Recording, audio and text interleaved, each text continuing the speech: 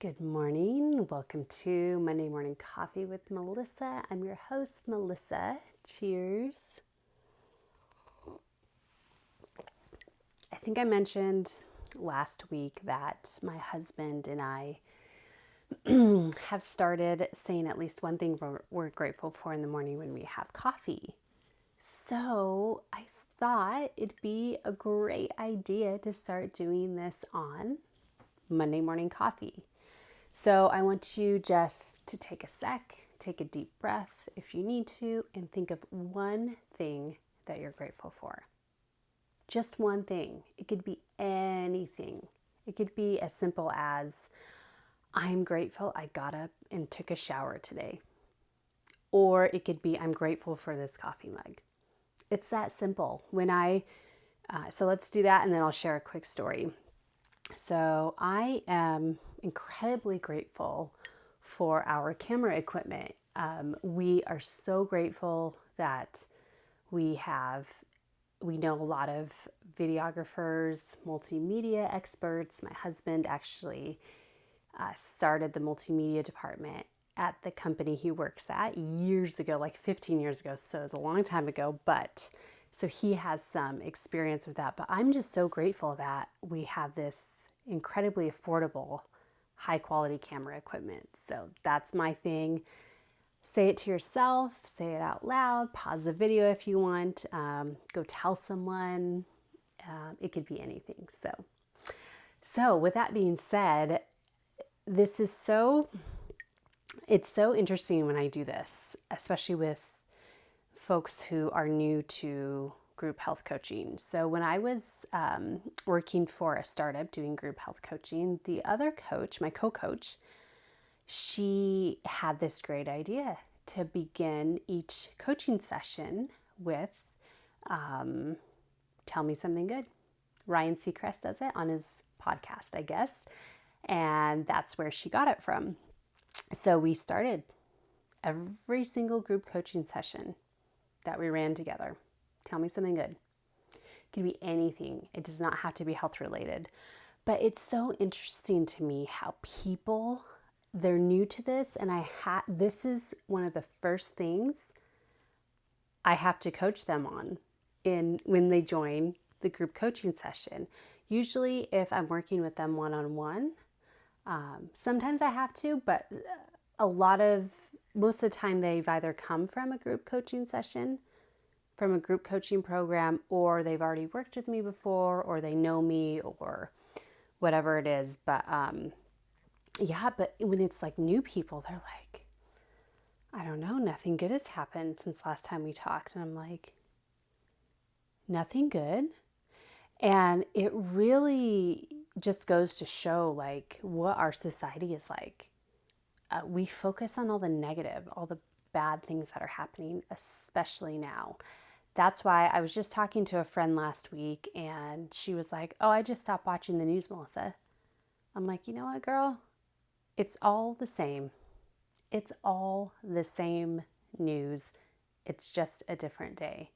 And it's right, well, there are new news stories, but it's all basically the same, and the media overhypes things, and I'm all for being informed, but I don't want to be just inundated with information, especially negative information that oftentimes the media blows way out of proportion. And so that's why we really focus on gratitude in our home. It's not always easy, and we're not always 100%. We have negative attitudes sometimes. We get poopy and down in the dumps. We get like anxiety, and we feel depressed because of everything that's happening in the world. We get overwhelmed, and we think, oh, there's so many bad people in this world. We stay focused on that, but I feel better than most people at lifting ourselves out of it. So with that being said, I encourage you to do that, and do it with your spouse, your partner, your kids, your family, whoever it is. Like, tell me something good. And I usually start with an example for me. For me, one week in our group coaching session, it was that I got a haircut.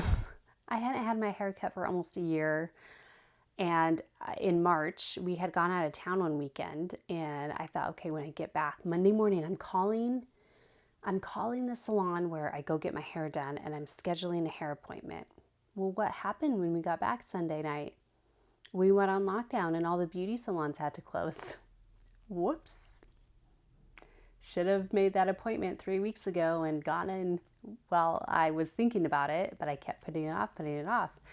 But it's fine. It's just hair. My hair can keep growing. No big deal. But then when I made a hair appointment, it was like, oh my gosh, this is the greatest thing in the world. It's like the little things during a pandemic. And that was one thing that I was so grateful for, is that I got a haircut. There's so many things we can be grateful for, no matter where you are in your life. So, okay, enough about that. I want to talk about, actually, this kind of ties into what I want to talk about. I'm just looking at my notes. I want to talk this morning about how we put value on something. This could be a material item. It could be a service that we buy. It could be anything. Whatever it is in your life, like how you live, a certain habit, anything. Like, how do you put value on it? And what kind of value? Is that low value, kind of like medium in the middle, or is that high value? So first of all, it all starts with your priorities. For example, for my husband and I, people who know us really well, our health is a top priority in our life. So what does that look like? We value sleep. We have, we can go a couple of nights, maybe a week, with getting 5-6 hours of sleep a night. But we really work hard and we're very diligent of not making it a habit to get poor sleep, because we know we just don't function properly. And we know, because we're very well educated in the health sphere, that chronic sleep deprivation is horrible for your health. It suppresses your immune system, increases your anxiety, increases your depression, increases your cortisol levels. You don't recover very well from workouts. So if you're looking to build muscle and to increase your fitness level, you've got to get sleep. You've got to focus on making sleep a priority, and you have to value it. So anyways, that's just an example of what we value in our life. And, along with health is drinking clean water, and eating whole, real, nutrient-dense food. And whatever that looks like for you. It could be plant-based, it could be paleo, it could be primal, it could be keto, it doesn't matter. I always tell people, like, I'm not here to judge what you eat or what you don't eat. However, I encourage everyone to focus on eating whole, real, nutrient-dense foods at least 80% of the time. So really, we really put a high value on the quality of food we eat. And also, so what are your priorities? What's important to you? And what are you willing to invest your hard-earned money in? This is a really important one, because I used to have a big scarcity money mindset. Huge. Now, I'm not quite sure where it stemmed from. I still haven't explored that too much in too much depth, which is something I want to explore soon.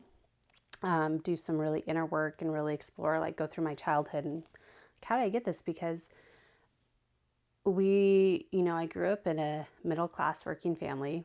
We always had a roof over our head. We always had food. We went on vacation every year, nothing extravagant. But we'd go on vacation, and, my parents, would always buy us new clothes. I was so grateful they were able to pay for my college. I went to a local university in Reno, University of Nevada, Reno. I mean, back then, this was 20 years ago, tuition was a lot cheaper, and it's in-state tuition. And so I don't really remember struggling with money, but one thing I do remember is my parents didn't really have super nice things. Like, they had nice things, but not really, really super nice things, like, like Ferraris or BMWs or Mercedes or, I didn't grow up. My parents are very practical, and, they buy cars that run, they'd buy brand new cars, but they wouldn't, buy these nice fancy cars with all these gadgets. For so long there, everyone in our family had a Honda, which are amazing cars. They're reasonably priced for the value.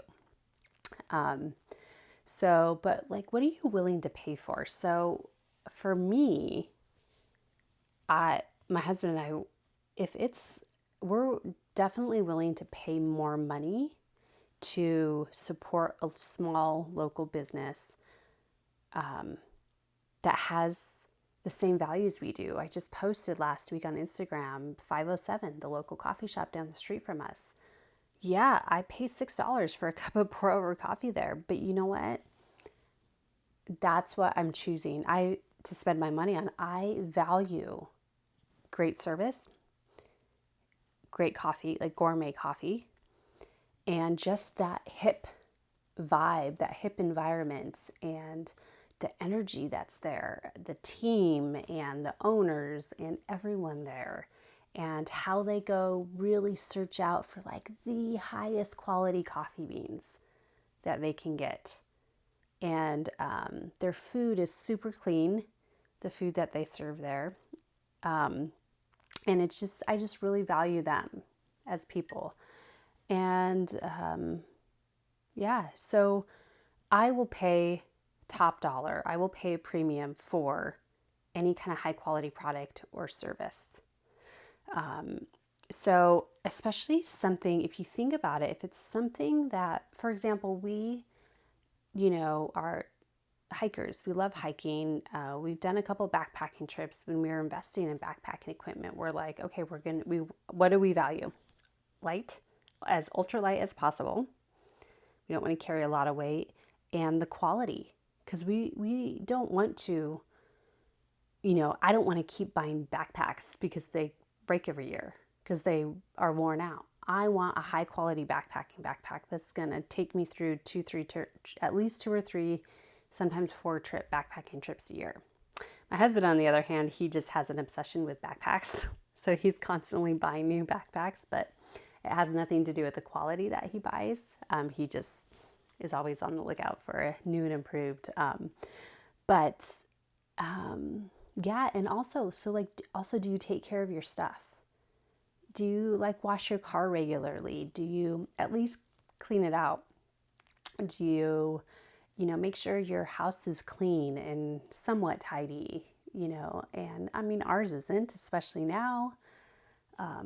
We're getting ready to move, and we're using one of the rooms that we have in our house as a storage / my office. And so, but normally we like to keep things neat, our van build, we're making it really, really nice. Like, we're not skimping at all. Sometimes I want to be lazy and I want to be like, oh, do we have to do this again? Or do we have to do these 3 extra steps? And my husband's like, yes, we do. Because remember, we want it to look nice if we're going to be living in it. So anyway, how do you put value on your items, on your services, on your lifestyle? This is a big one. Like, really think about this. So I encourage you, make a list or sit down and meditate on it and really think about, like, do I put enough value on my life and yourself? Am I investing in myself? It doesn't have to be a huge financial investment, but am I reading every day? Am I listening to audiobooks every day to help myself grow? Am I listening to podcasts every day to make myself grow? Am I saying what I'm grateful for every day? What am I doing in my daily life to show that I value my life, my quality of life, my lifestyle, and the others around me? So ask that question, sit down and evaluate and make changes where necessary. I guarantee when you do this, you'll feel happier, you'll have less anxiety, you'll feel less depressed, and you'll probably stop comparing yourself to others. So, all right, guys, let me know if you do this exercise. I'm so excited to hear about it, and enjoy your week, and I'll see you guys around. Cheers.